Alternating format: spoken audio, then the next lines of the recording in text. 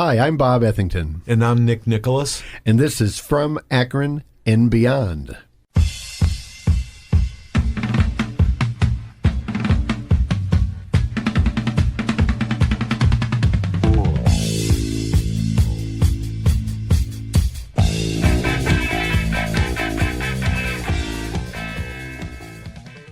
When we first began doing this series of episodes, one of the people that both Nick and I knew we were definitely going to have on the show is our guest today.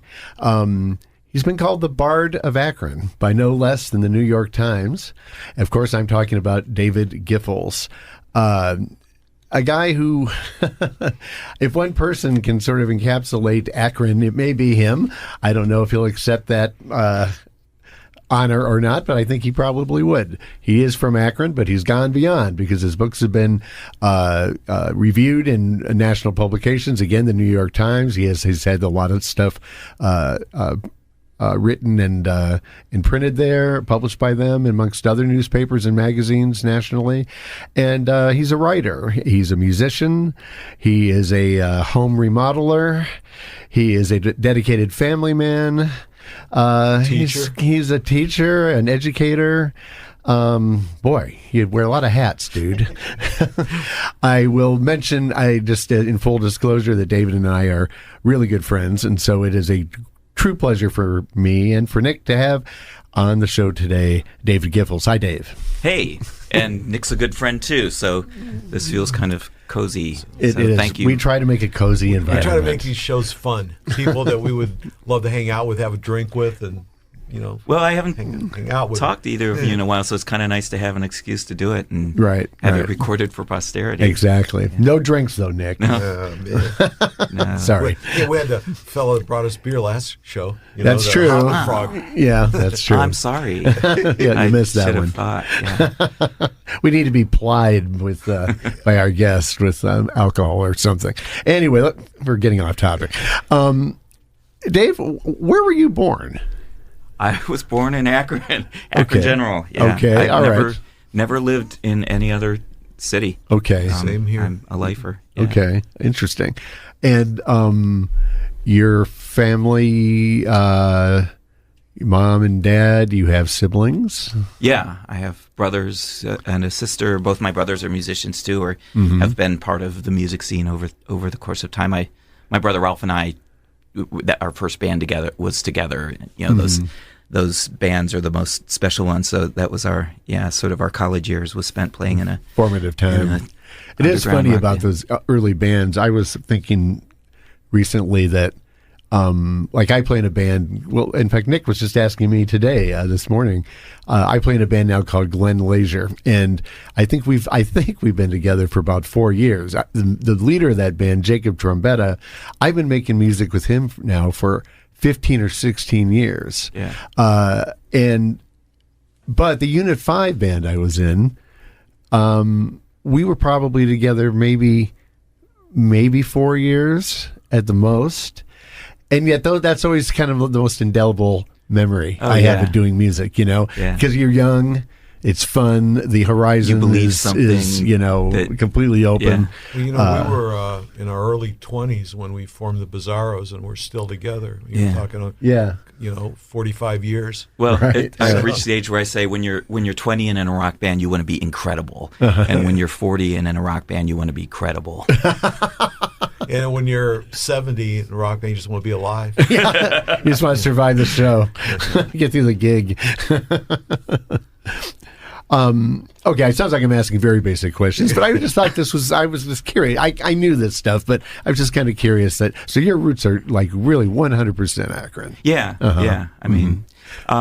I mean, mostly just, the sequence of life kind of, I didn't have any grand plan and went to the University of Akron because that's where I could go, and that's where I met my wife, and we both have strong family roots here, and we got married right out of college, and so there was never a reason to leave. Yeah. And I came of age during the worst of the Rust Belt when there were many reasons to leave, and as I've written, many of my friends did leave, and it was kind of like every one of those, I didn't leave for college. I started my career locally. Those sort of off ramps where you could depart never really happened, and then you sort of start to feel like you've found your place. Once you reach a certain stage. Yeah, I think that's part of the story of Akron in a way, is that Akron. There's so many people that grow up here, and then it's like, boy, they just want to get out of here. Sure. And some of them do, and they never look back. A lot of them do, and then they realize, Akron was actually a really comfortable, pleasant place to be, and they move back. Yeah.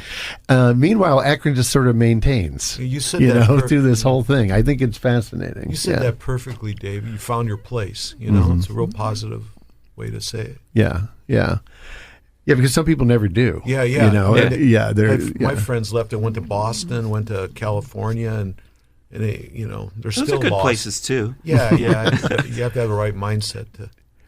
I think, for the right reasons. I call it the Lawrence of Arabia mentality. I have several people in my life who it's like they've become peripatetic. They just move from one place to the other, and they kind of end up with no roots. Yeah. And so that becomes sort of rootlessness. And, they don't really identify with any one place, and they've lost the connection with home, but then they can't really make a connection anywhere else. Yeah. And I think that's sad, because it's just, it's like if you know the story of T.E. Lawrence, it was like that was one of his problems, was that he felt like he was a man without a country. Yeah. He felt like he had no real identity by the end of his life. But anyway, we are really getting off track here. Let's start with a book. Okay. Well, I was going to ask if you, so your education was all here as well. Yeah. Public schools, Catholic schools? I went to St. Vincent St. Mary High School. Okay. LeBron James also went there. Some people know that. Yeah, okay. And then I 3 degrees from the University of Akron. Right. All in writing in some form of journalism and creative writing. My master's is in creative writing. Okay, so that kind of steps into what my question for you was going to be, which is, I know that you love music and playing music, and I know that you are a fine writer, and that's where you made your career, was in journalism. It was writing where you went first as you were thinking about what you were going to do when you grew up. What were you thinking? Yeah. Oh, definitely. I mean, I was the kid who in second grade, as soon as I learned how to read a chapter book, if somebody said, "What do you want to do when you grow up?" I said, "I want to be a writer." And I mean, all through every phase of, I mean, that's a statement that doesn't really mean anything until and even now it's sort of a mysterious thing to say how to put into words what that means. But I always, I mean, really, like all my life, I've self-identified as a writer. Yeah. And I should say I don't call myself a musician, because I've been around what I consider true musicians and what I consider true writers. And I understand that, I mean, for me, like the way I can express myself, the way I really want to, and the way I feel is the best way I'm able to is through writing. Yeah. And I've seen musicians do that who do things that I can't do. I play music, and I love to play music. I'm not being falsely modest, but I also recognize the difference between somebody for whom it is truly an artistic expression, and people for whom it is more of a mechanical expression. I love music. I love to pose with a guitar and play and fit in with a band, and I'm playing. I've recently, as of this taping, begun playing with a sort of old/new set of musicians I played with before, and I really enjoy the role that I have. But I also recognize, where it is. Yeah. Do you remember what first inspired you to be a writer? And I'm going to guess that it was probably something you read, but of course I'm a librarian, so it's the way that I look at things. But yeah, I mean, when I was a kid, some people will remember the bookseller, the old bookstore. Oh, that's a great bookstore, and at the time it was on Exchange Street, and my parents would take us there sometimes on a Sunday afternoon and let us pick a book out, and somehow I gravitated toward these like sort of turn of the 20th century, like adventure novels for boys, like the, what was the series? I'm drawing a blank on the name. But I started reading about these like sort of like adventurous boys out west, or in the early days of flight, and they were like like plucky lads doing adventurous things, and and they were they were big, thick books because the paper was old and heavy. They were probably only like 150 pages. But I felt like I was reading, like Tolstoy. Dickens. Tolstoy. But there was something about like recognizing the accomplishment of a book that made me know that I wanted to write one someday. Like I think anyone who envisions himself as a writer, they see their name on the cover of a book. That's how they identify as having actually become one. So I remember. So that was my earliest inspiration. Yeah. What was the first book that had your name on it? It was the Wheels of Fortune project of the Akron Beacon Journal, and it's kind of weird to say it's my book, because that Wheels of Fortune project briefly was conducted over a full year plus of research to cover basically the entire span of the rubber industry in Akron and its social, cultural, economic history from its very beginnings at the turn of the 20th century to this was the end of the 20th century, when the main part of the story had kind of run its course. And so the whole staff of the Beacon Journal was involved in that project. I was a young reporter. I just begun working there just a couple of years before, and still feel very fortunate to have been asked, along with Steve Love, to be the lead writer, the co-lead writers on the project. So our names are on the book, and I'm very proud of that. But I also am careful to note that the research and the vision of the project was very much like a team effort, which is one of the things I loved about newspaper journalism, was that everything was, you work together, common goal, intense deadlines. Those are great. It's a great dynamic. That was an award-winning book, right? The project won some journalism awards. Also won a nice award for its design. Susan Kirkman, Susan Zake is her married name, was the photo editor on the project. And she was a big part of it. And the editor was Debbie Van Tassel. So it was a group effort, indeed. A lot of people involved. But also, again, to your question, that was the first time my name was on the cover of a book, and it's a game changer. I mean, it's like this feels different. So you go to the University of Akron, and you get a degree in journalism.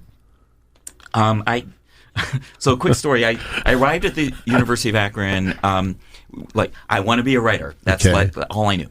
And I met with an academic advisor, and a misguided academic advisor who said, well, if you want to be a writer, you can pursue either one of two paths. You can be a high school English teacher, and you can write your pretty poems in the summertime, like thinking of it as a hobby.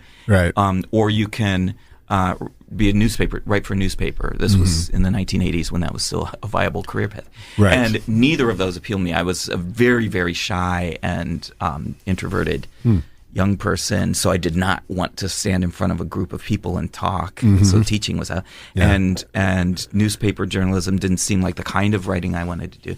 So I fumbled my way forward, and by my way of making a decision was not to make a decision. So I ended up with a dual major in English and journalism communications. So I finished my undergraduate program.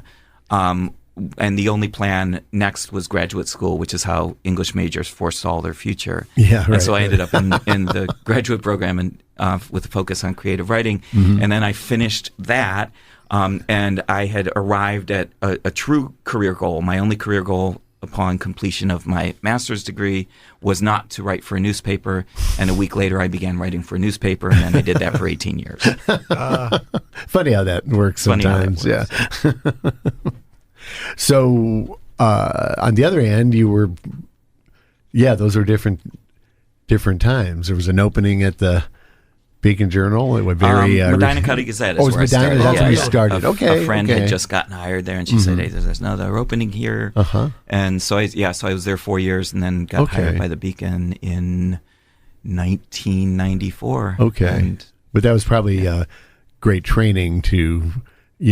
For the Beacon job, right? Oh, yeah, for everything. Yeah. I mean, first of all, I had to break out of that shyness, and once journalism is such a practical field, you can't not call a stranger on the phone. You have to do, or you can't do your job, and you can't walk up to somebody and start asking them questions that you would be horrified to ask them in any other setting. Yeah. And so, and immediately, like the thing it taught me, I still didn't understand fully what it meant to be a writer.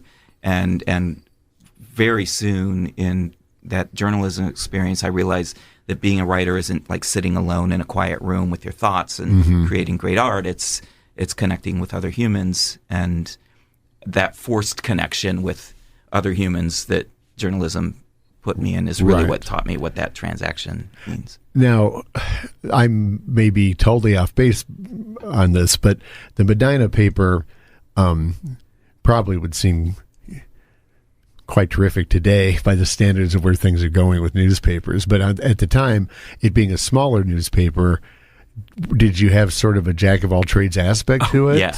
So that I would think that'd be great training for a bigger job too. Unbelievable, Was especially it a daily or a weekly? It was a daily, and except for Sunday, and so I would literally I was a columnist after a short time, and also an editor. So I would start the day with no idea in my head, but I knew I had to write a column. I would end the day with the hot type through the old wax machines that they used with an X-Acto knife, like laying out my column on the page, at 10 o'clock at night to go to press. I mean, everything. That's an anachronistic experience now. I mean, even, the world of journalism is so different. Different. That was really the end of that old school kind of hands-on. But again, great training for going to work for the Beacon Journal. Oh yeah, for sure. You never did anything with the Book Delight while you were there? In graduate school, I briefly worked at the Book Delight. I think for 2 semesters. I was the entertainment editor there. Yeah, okay. It was cool. It was the early realization that if you become an editor, you get to decide what books you're going to get for free and what records you're going to get for free and who you're going to interview, and especially like before you know any better, and so you're putting these obscure artists into the mainstream newspaper with no idea whether you're a tastemaker or just a selfish person who just wants to know what they want to know. I have expected you, when you were talking about your average day at the Medina paper, to say, and then the next morning I'd get up and deliver the paper. It's not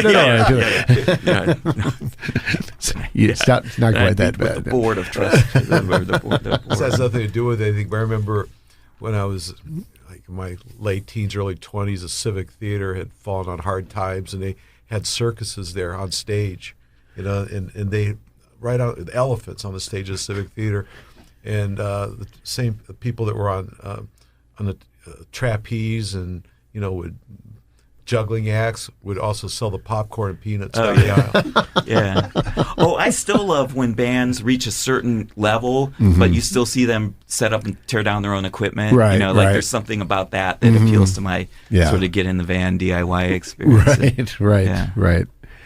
So, well, let's shift to music for a second. We'll be on the precipice of your Beacon Journal career, but let's go back in time here a little bit when it comes to your first music influences. Now, do you remember what bands you first heard that, what did you first hear on the radio or whatever, or your brother playing or whatever? It's, so my brother is barely a year older than me. We're essentially the same age. Yeah. And we didn't have older siblings or immediate influences who were, like introducing us, and my parents weren't hip, so we didn't we didn't listen to the Beatles. We didn't have records around, and so we discovered.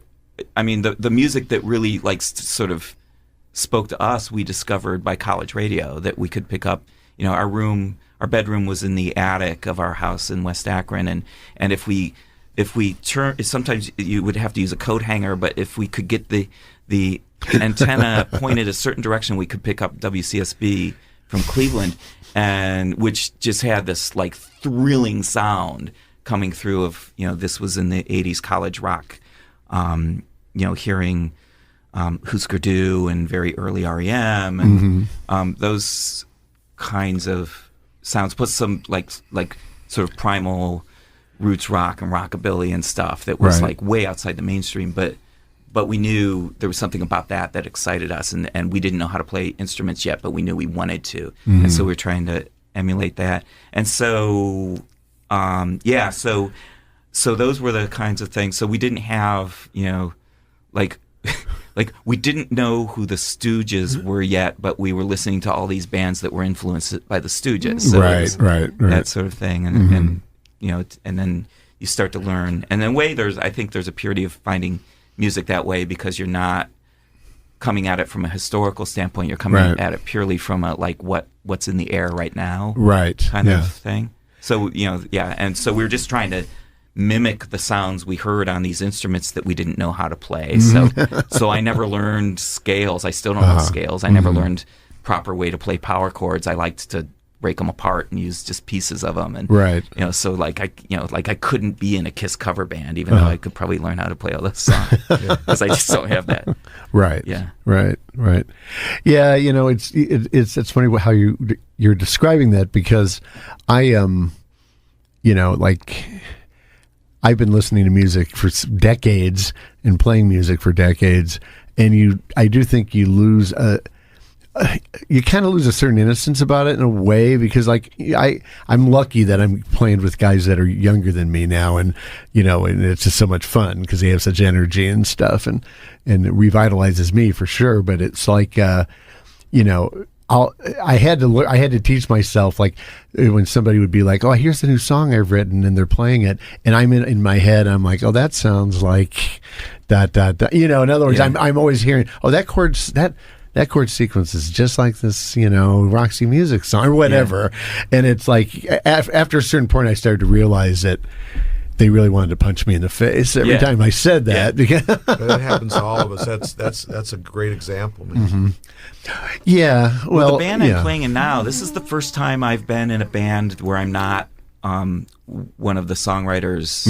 I mean, The Difficult was my first band, and I was the singer, and I wrote the songs and played guitar.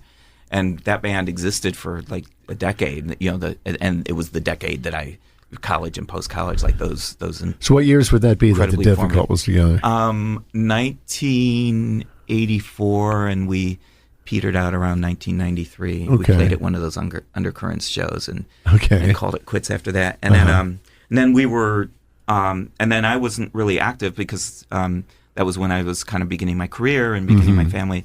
And it was by a stroke of fate, the man sitting across from the table, or the table from me right now, Bob Ennington, put together this big show in 2005, and it was this benefit for Tin Huey. And yes, that's come up on an earlier episode. Yes, thanks for bringing that up, though. But Huey tour, but you asked The Difficult if we would want to reunite after we'd been apart for years. And we decided to do it, and it was a great experience. Partly because we had ended on the kind of bad terms that happen when you've been in a band in your 20s for too long. But also we were all lots just of heads better at our instruments and in a different place. Plus, Danny Bozzone, the drummer, owned the Lime Spider where the show happened, but also he owned a bar with a stage and a full sound system that we got to rehearse in, and that nice. really helps you really kind of refine your chops, because you can hear yourself in the monitors and things like that. So it was I felt like that second phase of the band was a really great musical experience for us, because we were kind of doing what we had always wanted to do a little bit better. Plus that then was around the time of that really great scene that was sort of the center of it was the Black Keys, but there all these other great bands and activity. all was centered at the Lime Spider. Right. And this right. band House Guest that we became friends with Right. Was part of that. And Dave Rich from House Guest and I became friends. And a little bit later, we started making music together. And then that band became the May Company. And now 3 members of the May Company are the members of Dave Rich and his Enablers, a very aptly named band. We've been enablers of one another in lots of ways for a long time. And Chris Butler, who's been, I don't want to say a hero of mine because that sounds too distant, but I've admired Chris Butler since I was a young high school music fan and saw the Waitresses at the Agora. Yeah. And like I've told Chris this story before, but there was one point when we were like really trying to make it as a young band. I'm like, there are only 2 people I want to produce us, either Chris Stein from Blondie or Chris Butler from the Waitresses, because I knew they both produced. I like their aesthetic. Right. So now Chris is playing drums, and it doesn't seem weird at all. He's just a great bandmate. And, Well, yeah, there's a lot of interplay, and increasingly, I think, between musicians in this area. It didn't always used to be that way, but I think it's increased. And that was a nice experience for me with that Tim Huey benefit, the Nicked Up Huey's benefit, because I had never seen you guys play. Because and that kind of brings back another theme that's come up with Nick and I a number of times, which is you're in a band, but then suddenly, quote unquote, real life intrudes, or you take that path would be a better way of putting it, i.e. family, kids, what have you. And so like when you guys started in 84, that was like a year after, or maybe a year and a half after my band Unit 5 had broken up. And then I'd kind of flirted around with a couple other bands briefly, but by that point I'm married, my first kid is on the way, and I really didn't do any music at all for like 5 or 6 years. I didn't go to any shows or anything because I was just too tied up. Then I had a second kid and then a third. And it was just like, So it was cool for me to get to see you guys, years later. And of course, House Guest, they played that Nick Huey's benefit too. So I got to know those guys. That's why I say I think there was something about that. Just that intermixing of generations and styles that was really good. Yeah, to the scene. So thank Historically, you. That was one of the most important of shows in Akron ever. I just wish that was documented. Yeah, there's a lot of it's on YouTube, but there's not. Headline one night and the Numbers Band headlines the other. That's a pretty cool set. Right. Well, actually, it was. Yeah, Black Keys did a headline Saturday the first night, and then Friday night, and then T and Huey was headlined the second night. So when the Numbers Band is second on the bill, that's when you really know. I think we played that night with the Black Keys. I think it was Saturday. Well, it was Saturday. Well, no one's going to care, Nick, at this point. But it had to be Friday because it was Friday and Saturday, not Saturday and Sunday. I know. Okay. I just don't remember which. Although Black Keys played the first night. Sunday, impromptu, like some of us just ended up playing. Like my brothers and I went to see, I forget who played Sunday, but it was like the hangover night. Danny just opened the bar up and somebody wanted to play. And then they're like, hey, why don't you guys play? Because the 3 of us were there. Sure. And so we had to send my little brother home to get our guitars and bring them back. And so we played. It was cool. Like I said, it was like this really great spark. Yeah. Because you're right. Like when I, when the Difficult finished playing, all 3 of me and my 2 brothers formed a new band called Jippo, which was named after our dog when we were kids. Because my younger brother's a drummer, and another friend played guitar, and so it was this new band, and we recorded quite a bit. We just played a couple times, and then the last time we played, my wife was pregnant with our first child, and I was like, this is probably the last time I'm ever going to play music again. And I really didn't plan to. And then that Nicked Up Huey's things happened, and it was, and then that led to the connection with House Guest, which led to me and Dave Rich starting a band, which led to, so it's just like I wouldn't have guessed that I would still be playing. Well, I mean, we'll get off that particular weekend now, but I will. The one thing I will say about it, and I appreciate your guys' compliments about it, of course, you guys were key parts of it as well. So thanks for being there. Was, as Nick alluded, and as you said, I think that weirdly enough, there were a number of bands that came back together for that weekend who probably had similar experiences to what you were describing with your band, The Difficult, when you'd broken up. Like, they hadn't really seen each other for a while. They definitely not played any music together for a while. Maybe they hadn't played music at all for a while. And to get back together and to do that, I think was, real kind of a revitalizing thing for a lot of people. And like Tin Huey and the Numbers Band, I think that, those guys had not necessarily been particularly close. Now those guys are really close, and so I think a lot of that dates back to that. But anyway, this is From Akron and Beyond. I am Bob Ethington here with my co-host Nick Nicholas, and our guest is author and musician and educator and a whole lot of other things, David Giffels, the Bard of Akron. Happy to have you here, David. Glad to be here. So let's go back to your writing career, and you get the job at the Beacon Journal. Now, what year was that again? 1994, I started there. Okay. And you worked there for how many years? 14 years. The last story I covered at the Beacon Journal was the election of Barack Obama in 2008. Okay. Did you start as a reporter? Or were you, because I knew you as a features writer mainly. Yeah, I was a features writer, or columnist my whole time there. Okay, so, yeah, mm-hmm. And of course that was almost perfect work for you, wasn't it? To be writing about this area and be able to find stories a lot of times, on your own. I mean, one of the things about newspaper journalism, it's still true, but it was way more true then, is that whatever your interest in, whatever your passion is, you would be able to find your way into that being what you write about. So if you were sports minded, even if you started as a city hall reporter, you could end up in the sports department. For me, it was always I was drawn toward music writing, and then more largely arts and culture writing, and there was a niche for me then.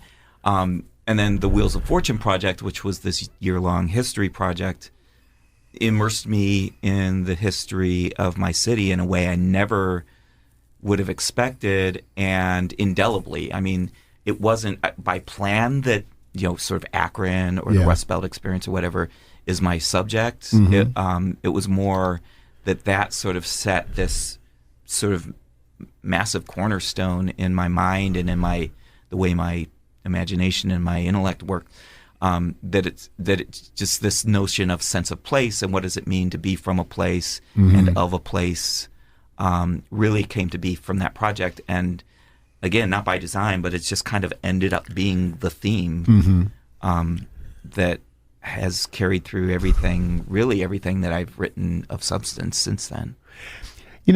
When he talks about this, when David talks about this, Nick, I can't help but think of the Bizarros music and the kind of lyrics you write and your approach to things.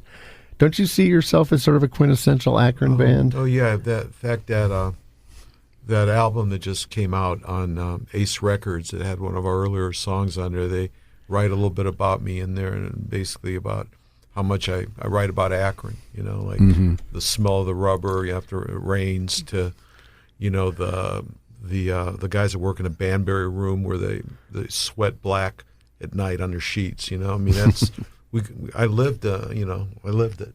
Yeah. I still, what you said earlier about by choice you're here. I never thought of leaving. Yeah. Well, I think it's very telling that your first record was called From Akron, right? Yeah. And the cover on our Mercury album is this. These zombies coming out of the Goodyear headquarters. Now your career at the Akron Beacon Journal, and we won't go into all the specifics unless you care to about the state of the newspaper business now, but I've been lucky enough, fortunate enough to know a number of people that worked at the Beacon Journal, and you were really there in the last of the glory days, right? I mean, describe what it was like. The huge newsroom when and I the arrived, energy that was at that place. I mean, when I arrived, the newsroom was full of people who had worked directly with John S. Knight, people who had won the Pulitzer Prizes for the Kent State shootings and for the Goldsmith takeover, attempted takeover of Goodyear, and it was just like there was an aura in that room. In fact, I remember my very first day. I was 30 years old, but I was this young to them. I was this young. Plus, when I was 30, I looked like I was 20. So my first day, I came in. I wrote my first story. It was probably a 6-inch news brief, and just like exhausted at the end of that first day on the job of the job you've been working your whole career toward. Sure. And I'm leaving the newsroom, and this grizzled old copy editor rolls his desk chair into the aisle as I'm headed toward the exit, and I don't know if I can say a bad word on the radio, but I'll try it. he just goes, "Get yourself a goddamn style book, Giffels."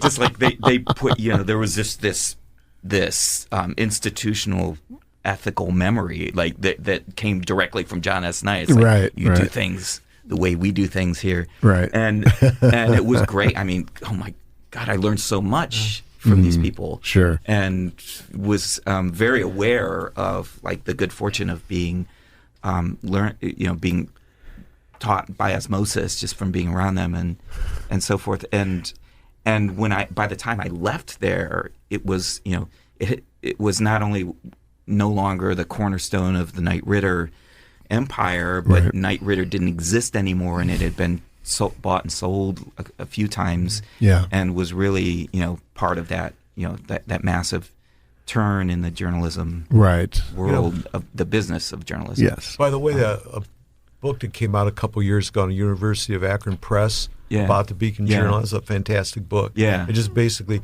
the spirit of the Beacon and what you're talking about is there. Yeah, it's called The Daily Miracle, and it was it was produced by that era of journalists, the ones who had kind of lived those experiences, and it's a great document of what it was like to be in a paper like that. Yeah.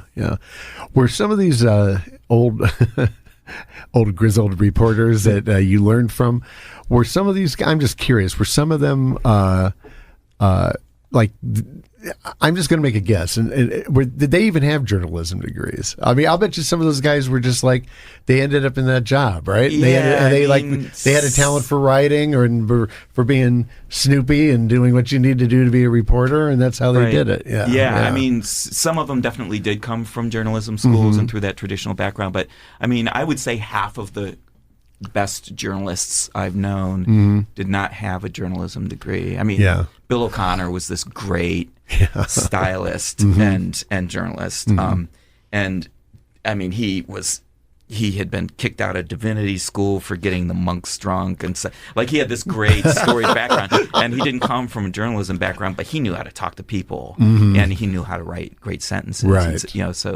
and, but certainly, I mean, the training. I mean, a lot of the people with the Beacon Journal had come through the Kent State Journalism School, which is an outstanding J school.